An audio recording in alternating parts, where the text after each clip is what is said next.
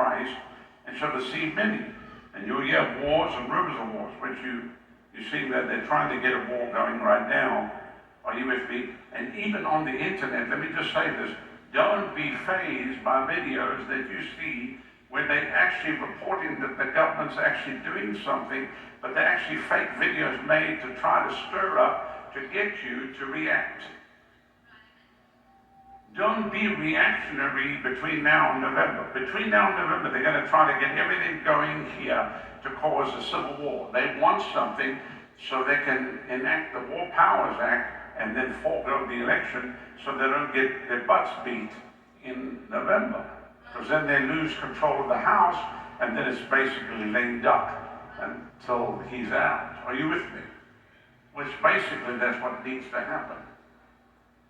But you'll hear of wars and rumors of wars. Even with the Ukraine and Russia conflict, they're trying to suck us into a third world war. They want somebody to push a button for a nuclear explosion. But how many know that we are praying that God, that the angels of heaven are intervening and stopping all of that nonsense? So how many know the Lord's hand is upon America? We are praying. The devil can't have his way. Can you say amen? And when you hear this stuff, somebody said, but Pastor, surely let it all happen and then we can just go on to be with the Lord. That would be great. But it's not time yet. It's not time yet. There's a job of work to do. I saw how much there was a job of work to do just on that trip through Texas.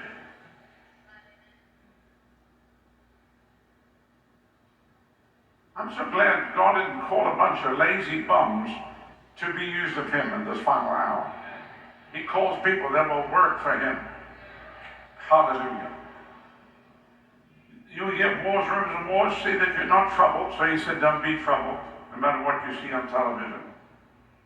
All these things must come to pass, but the end is not yet. The end is not yet, which is what the Lord said to me. Nation will rise against nation, kingdom against kingdom, and there'll be famines and pestilence and earthquakes in diverse places. All these are the beginning of sorrows, which is what we have entered into that time. This is the beginning of sorrows.